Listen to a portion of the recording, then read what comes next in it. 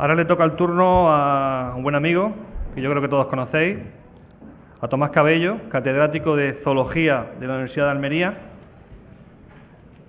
Yo creo que lo conocéis tanto por su trayectoria en el ámbito de la docencia, profesor de la Universidad de Almería desde hace ya muchísimos años. Él fue la primera persona que me llevó a hablar a mí de control biológico, de biología por lo menos, biología de insectos.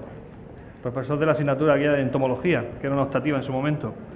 Y sobre todo por su trayectoria como investigador, que le ha hecho ser uno de los fijos en estos seminarios y jornadas que venimos organizando. Es raro que pase un año sin que le avisemos para que venga a darnos una charla. Y yo creo que para todos nosotros es una suerte contar con este investigador de tanto nivel y que está trabajando y colaborando para resolver los problemas del control biológico. Bien, Tomás, pues cuando quieras podés hablarnos de la optimización de las técnicas de IPM, ciclos de cultivo, aplicaciones fitosanitarias, cultivares e interacciones entre enemigos naturales. Gracias, Juan Carlos. Hola, buenos días. En primer lugar, también tengo que agradecer la invitación a la Fundación Cajamar, a Agrobio y a Biocolor por poder participar en esta jornada, de las cuales siempre aprendo mucho, porque cuando se está en la oficina, en el laboratorio, pues se pisa menos el campo y ustedes tienen una visión más próxima del campo. La charla la he estructurado en una serie de aspectos que están ahí reflejados, como pueden ver, de evaluación de especies, interacción entre enemigos naturales, efectos de los cultivares o variedades, compatibilidad con el control químico, y hablar un poco de esos resultados en cuanto a cómo se pueden enlazar con las estrategias de que se está hablando de utilización del control biológico en tomate. Ellos son resultados que se han derivado, como antes se ha comentado, de un proyecto CENI entre Agrobio y la Universidad de Almería, que ahora se continúa con un proyecto de la Junta de Andalucía, como ustedes tienen ahí reflejado. Bien, como se ha comentado también, o no se ha dicho, pero sí se predijo el tema, la tuta ha bajado por una serie de factores que ya se comentaban que podían ocurrir ya en el 2009, como era el efecto de los enemigos naturales que se han ido adaptando, aunque no hay que olvidar que también hay otros factores que también son importantes, como son cuestiones genéticas y otros factores abióticos que han influido en que el problema de la tuta tenga una menor incidencia actualmente, aunque, según me parece tener noticias, hay un cierto repunte de los problemas de tuta últimamente en cultivo en invernadero.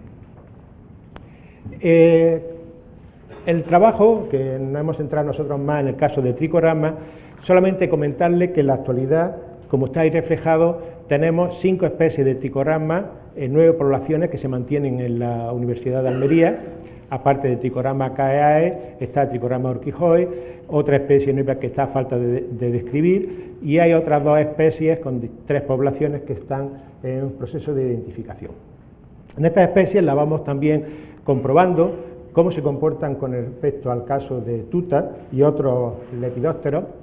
En el caso de Tricorama urquijoe están comparados ahí la evolución de la plaga en rojo con respecto a la evolución de la población del parasitoide por metro cuadrado, por modelos matemáticos, y comparado con el que nos conocemos, Tricorama caeae, que está la evolución de la plaga en rojo, la evolución del parasitoide en azul. Si lo comparamos, pueden ustedes ver arriba y abajo que hay un mejor comportamiento todavía de Tricorama caeae con respecto a Tricorama urquijoe. Se puede observar por la diferencia entre el máximo de la plaga con respecto al máximo del parasitoide, que es más alto aquí y más pequeño aquí, y además, como pueden observar, la respuesta, la rapidez de respuesta a la plaga es mucho mejor en Tricorama caeae. Por ahora sigue siendo una especie muy buena. Otro aspecto que interesa es la interacción entre enemigos naturales.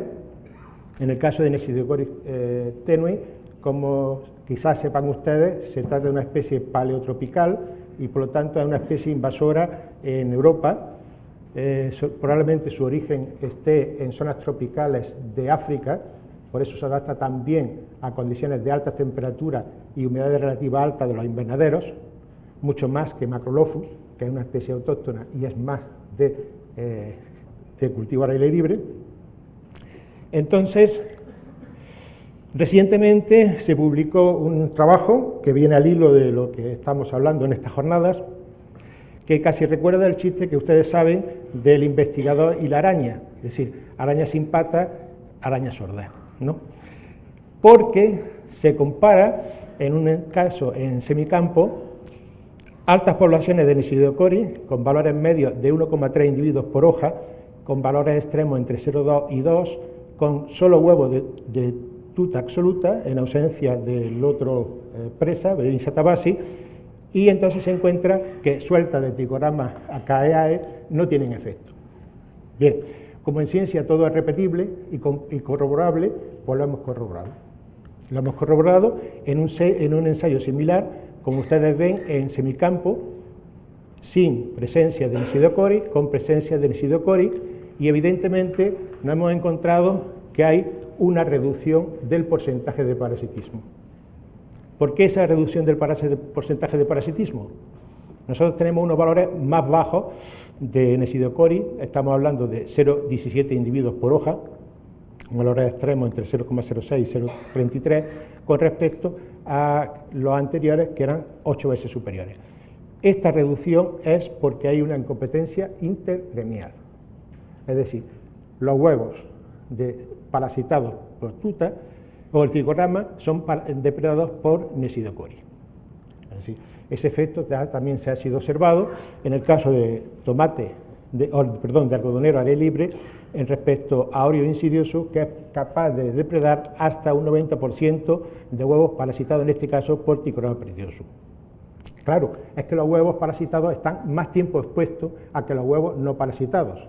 Si un huevo de tuta tarda de 3 a 4 días en eclosionar, un huevo parasitado por Trichoderma tarda 1 semana o 2 semanas según la temperatura. Entonces, ese es un factor también a tener en cuenta cuando integremos enemigos naturales.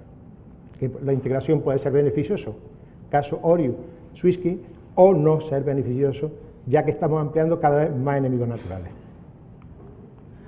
Efecto del cultivar. Esto es otro efecto que también hemos encontrado resultados importantes, por supuesto, con respecto a la plaga, con respecto al enemigo natural y, como se ha hablado anteriormente, sobre el tema de los daños.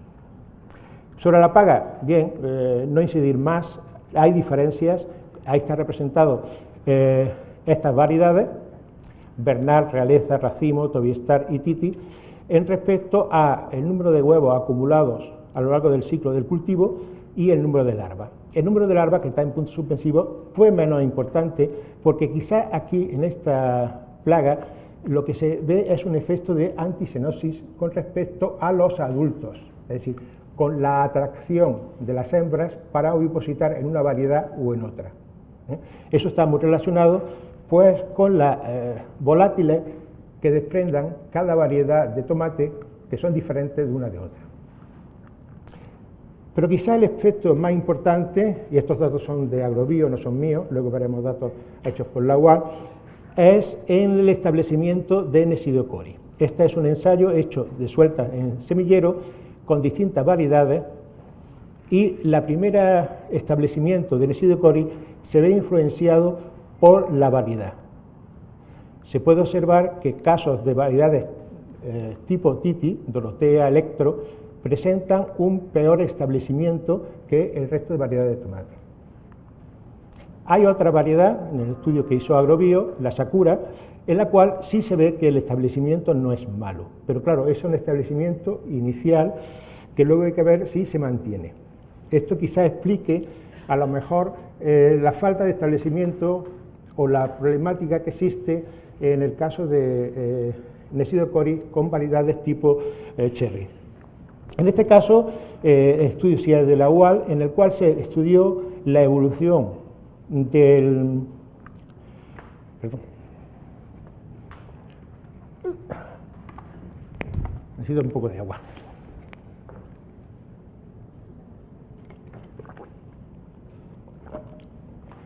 Bien, aquí está representado el establecimiento en variedades, las mismas 5 variedades que antes hemos comentado, y se ve que en realidad en 3 variedades el establecimiento es bueno.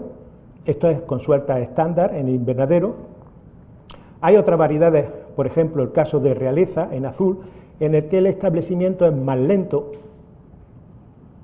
que con las otras variedades, entonces hay diferencia entre variedades y esto no va a influir a la mayor o menor eficacia de estos métodos de lucha biológica en tomate. Pero inclusive hay un caso como la variedad tipo Cherry Titi, en el que, como pueden observar aquí, hay un muy buen establecimiento hasta floración, fructificación. A partir de floración o fructificación, la población cae abruptamente. Entonces, todos estos factores pueden explicar esas diferencias que hay en tomate tipo cherry con respecto a otras variedades, pero incluso hay variedades no tipo cherry que también presentan algún problema de establecimiento y tener población importante de Nesidocoris. Claro, ¿esto a qué se debe? Esto es un efecto de antibiosis. Hay que tener en cuenta que las larvas, que las ninfas N1, las primeras estadios, se alimentan de la planta. Si esa planta es una variedad que tiene sustancias tóxicas o antialimentarias, le va a repercutir en la mortalidad de esas ninfas de primeros estadios y le va a impedir su buen establecimiento o el rápido establecimiento. Los daños. Nosotros evaluamos porcentaje de daño, no entramos en más detalle, de esas 5 variedades y efectivamente se puede ver que los daños sobre frutos y sobre flores fueron muy bajos, sin contar aborto floral y su repercusión en producción, que puede llegar a tener valores importantes. Son daños fundamentalmente en hojas. La variedad realiza, los daños se van incrementando a medida que va pasando mayor población. Y claro, en el caso de variedades Titi, variedades Cherry, variedad Titi, nos encontramos que los daños, el porcentaje de daño está repartido, teniendo en cuenta el tamaño de hoja mucho más pequeño, en hoja y también en tallos, con respecto a las otras variedades que fundamentalmente los daños que se observaban eran en el caso de en hojas. Claro, como antes comentaba, no se ha valorado aborto floral en este ensayo, ni tampoco periodo de cosecha, y recordar que ya en un trabajo anterior, del 2006, el Nesidocoris puede llegar a causar un 50% de aborto en tomate. Entonces es un factor que también hay que tener en cuenta. Que sí, que el tomate muchas veces se puede recuperar y entonces en producción ese efecto se ve poco repercutido, pero es que es un tema que también hay que tener en cuenta en estas estrategias de manejo de lucha biológica en tomate. En cuanto a la actuación conjunta, efectivamente se puede ver que según la variedad hay diferencias debidas a la depredación por Nesidocoris o a la acción del tricorama, pero la acción del tricorama es más por esa competencia intergremial, porque si se observan en la variedad Titi, tipo Cherry, donde se establece muy mal el Nesidocoris, el porcentaje de parasitismo por tricorama es muy alto. Como no hay esa depredación, puede actuar y entonces se consigue un valor importante. Entonces, el tricorama puede seguir siendo una herramienta muy buena para variedades de tomate tipo cherry. Compatibilidad con materia activa. Ya se hizo un conjunto de ensayos en condiciones de laboratorio, de semicampo y campo, para evaluar la compatibilidad entre tricorama, AKEA y las principales materias activas que se usan para el control de tuta, y como pueden observar ahí, sobre todo en condiciones de campo, la mayoría de las materias activas son totalmente compatibles con el caso del tricorama. No hay ningún problema de toxicidad, al pisar algo con el metomilo, el resto de las materias activas suelen ser, no tener muy baja toxicidad con tricorama. Bien, pues resumiendo, y para terminar, indicar la importancia en el caso de tomate de lucha biológica de las variedades, destacando el efecto que hemos señalado anteriormente sobre cherry, que esa falta de control puede ser compensada por tricorama AKEA y que los daños también van a depender mucho de la variedad. Con ello finalizo solamente comentando que tricorama AKEA se está utilizando con mucho éxito para el control de Chrysodisis calcite en platanera en Canarias. Y muchas gracias por su atención.